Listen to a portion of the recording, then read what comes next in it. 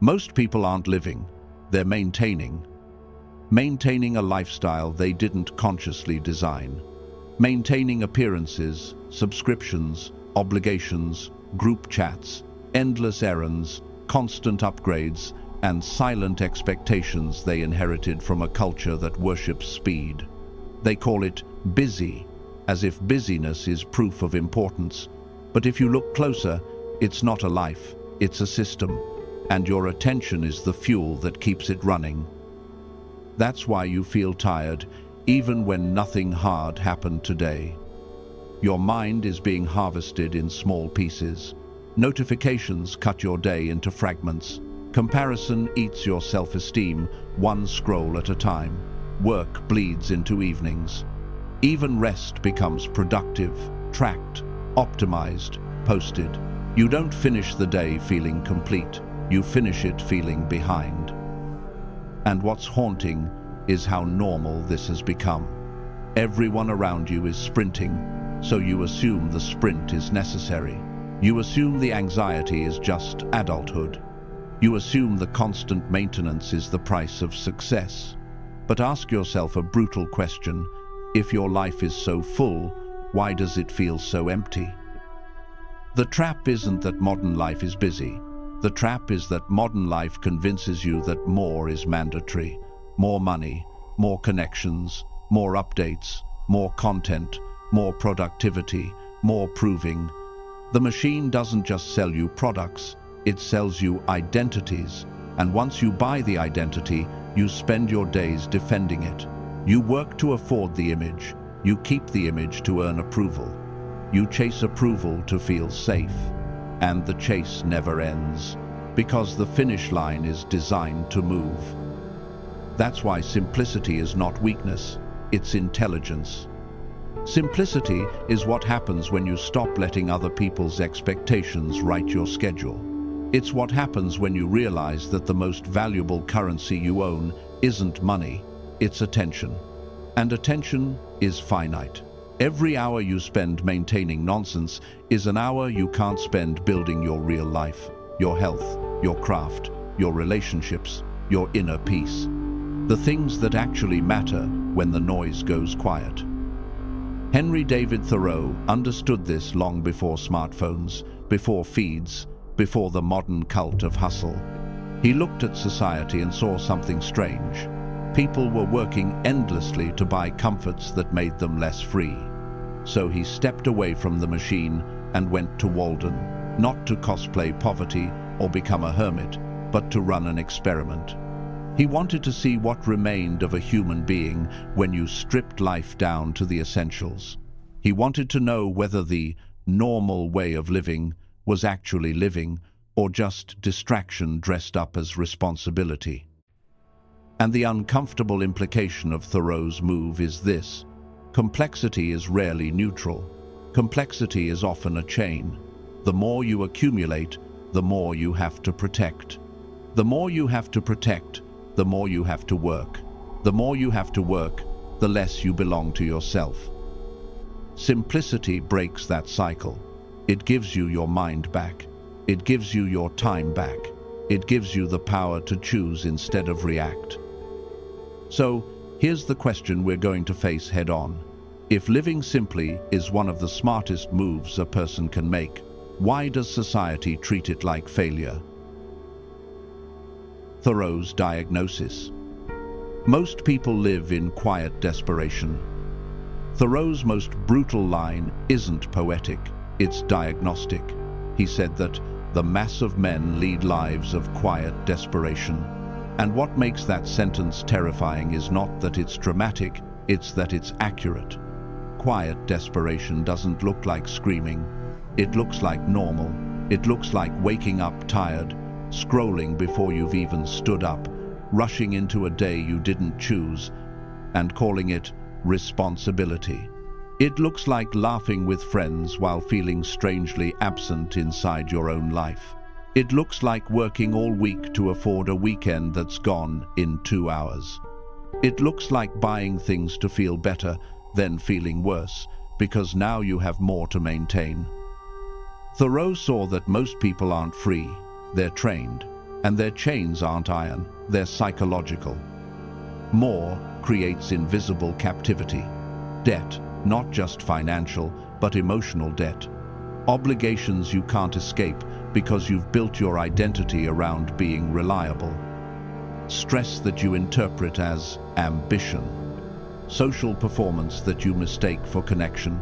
A dependence on approval so deep you can't tell where your own desires end and society's expectations begin. This is how a lifestyle becomes a prison, not because someone locks you inside it, but because you keep expanding it until you can't leave without collapsing the story of who you are.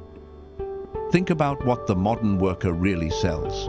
Not labor, not skill, life hours, your mornings, your best mental energy, your attention, your health.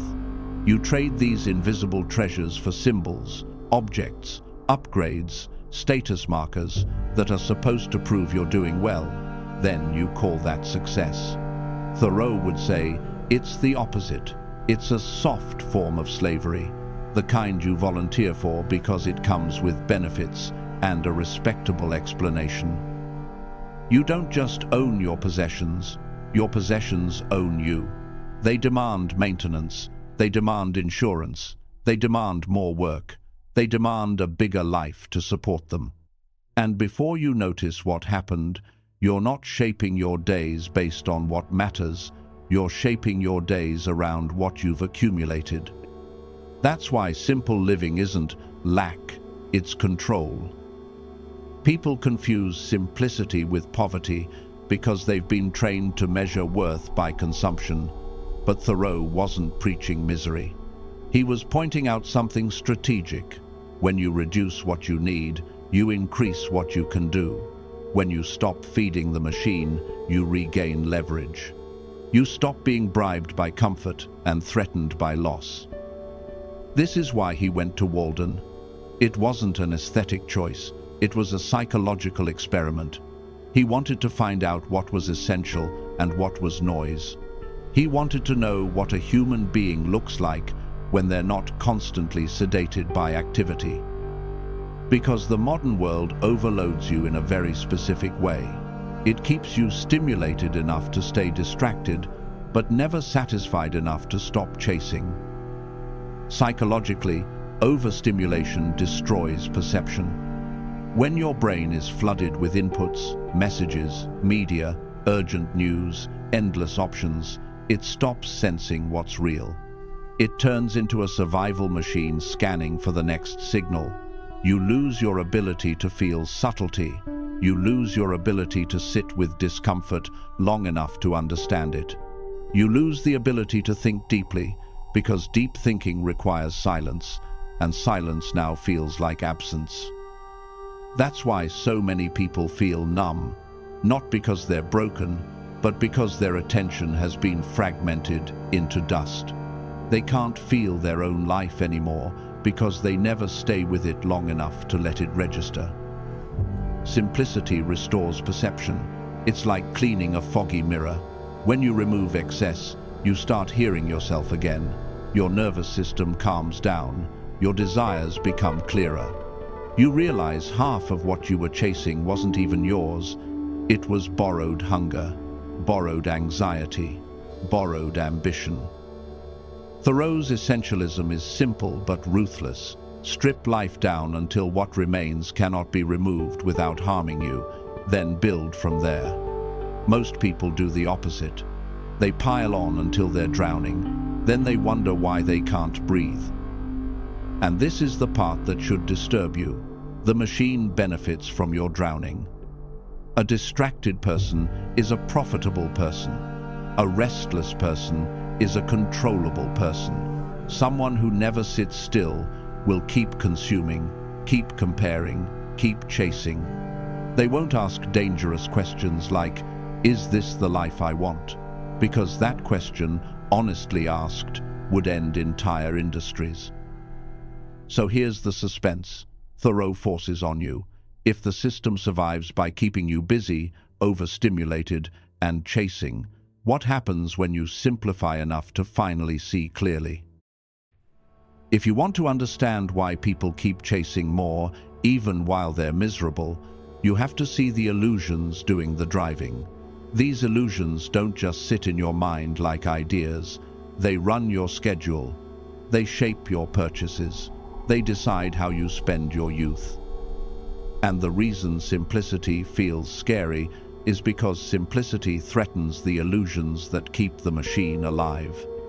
There are three main illusions, and almost everyone is trapped in at least one. The first is the status illusion. More money and recognition will finally calm me. This illusion is seductive because it starts with something reasonable. Yes, money can reduce stress. Yes, recognition can open doors. But the illusion begins when you think the next level will make you feel settled. You tell yourself, once I hit that salary, once I get that promotion, once people finally see my value, I'll relax. And then you get it, and you don't relax. Because status doesn't end comparison, it intensifies it. You move into a new room, and suddenly you're surrounded by people who are still ahead of you. Your nervous system doesn't register victory. It registers new competition. You start measuring yourself with finer instruments, a better title, a better car, a better partner, a better body, a better life story. The chase becomes endless because status is not a destination. It's a treadmill designed to keep you running. Thoreau would say, you've been tricked into trading your life for applause. You're working not just for survival, but for the emotional hit of being somebody. And the more you chase it, the more anxious you become, because public approval is unstable. It can rise and fall with a rumor, a layoff, a bad week, a younger rival, an algorithm shift.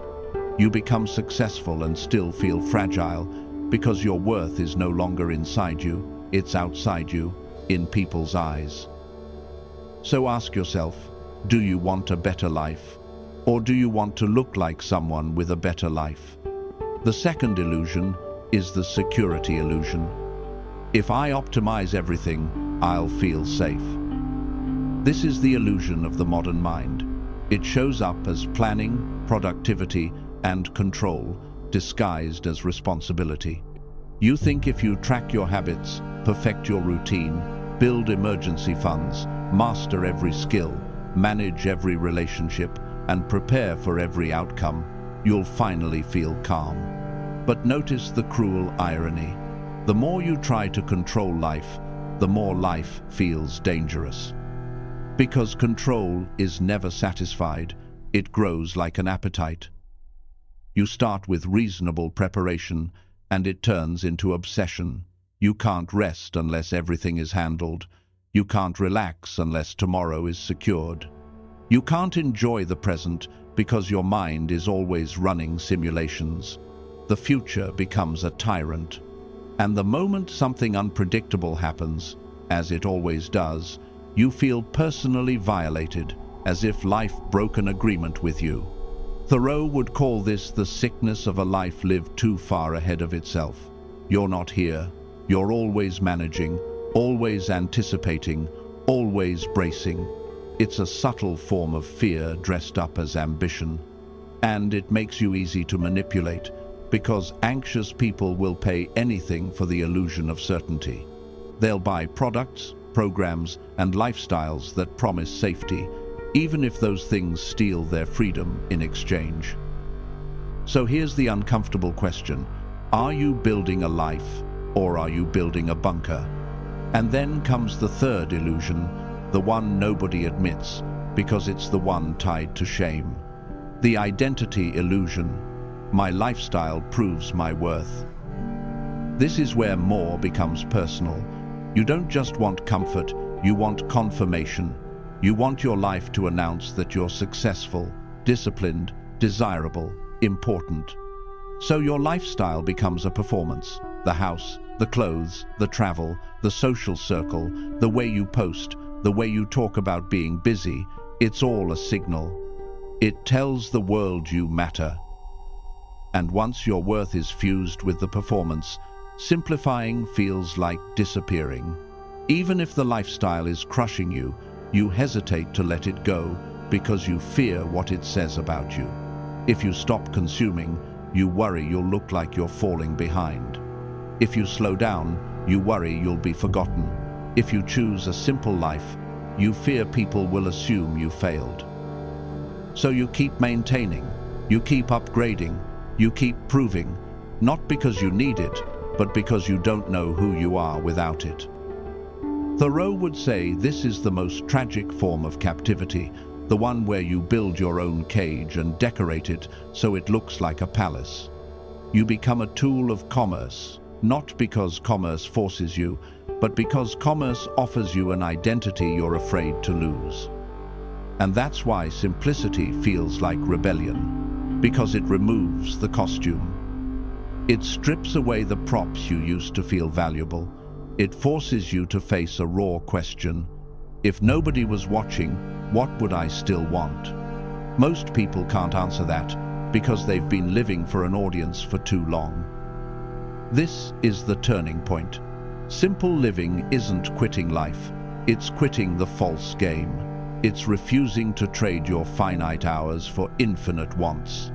It's stepping off the treadmill and discovering that your nervous system can actually breathe. But now, the real question becomes practical, because it's easy to romanticize simplicity, and it's easy to misunderstand it as isolation, poverty, or running away. So, what does simple actually look like in the real world? Without becoming a hermit, without abandoning ambition, and without pretending you don't live inside modern society. Simplicity isn't a vibe. It's not a beige aesthetic, a minimalist bookshelf, or pretending you don't want anything. Thoreau's version of simple living is sharper than that. It's strategy. It's the intelligence of removing what drains your life, so what matters can finally grow. Start with what enters your mind. Reduce inputs. Most of your anxiety isn't coming from your life, it's coming from your feed. Too many voices, too many opinions, too many emergencies, too much information with no time to digest it. A noise diet is not avoidance, it's mental hygiene. Fewer notifications, fewer doom-scrolling sessions, fewer people whose entire personality is panic. The goal is to hear your own mind again without 10 strangers shouting over it. Next, reduce possessions. Not because owning things is evil, but because every object you own quietly asks for your time. It wants to be cleaned, maintained, updated, insured, organized, replaced. The more you accumulate, the more your life becomes management. Thoreau would say your home should serve you, not employ you. Keep what adds genuine value. Remove what exists only to signal status or fill boredom. Then reduce obligations. This is where most people fail, because they confuse saying yes with being good. But a clean no is a spiritual act. Stop buying roles you can't sustain. The always available friend, the family therapist, the worker who never stops, the person who attends everything. Every unnecessary commitment is a leak in your freedom. Thoreau didn't escape society by building walls. He escaped by refusing the nonsense contracts. Now, increase essentials. Health, solitude, deep work, and real relationships. Not constant socializing, real connection, the kind that doesn't require a performance. Solitude isn't loneliness here. It's where your mind stops reacting and starts creating. It's where you remember what you actually want when the world isn't pressuring you to want something else. Finally, practice deliberate days. Choose one priority, one boundary, and one ritual. One thing that actually moves your life forward. One line you don't cross. One habit that keeps you grounded. This is how a simple life becomes powerful, not through deprivation, but through focus. Because a simple life isn't small, it's aimed. So here's your challenge. Pick one maintenance burden you've been carrying, one subscription, one obligation, one digital habit, one unnecessary expense, and cut it by 50% this week. Then use that reclaimed time to build something real: your body, your craft, your peace, your future. What's one thing you're ready to stop maintaining?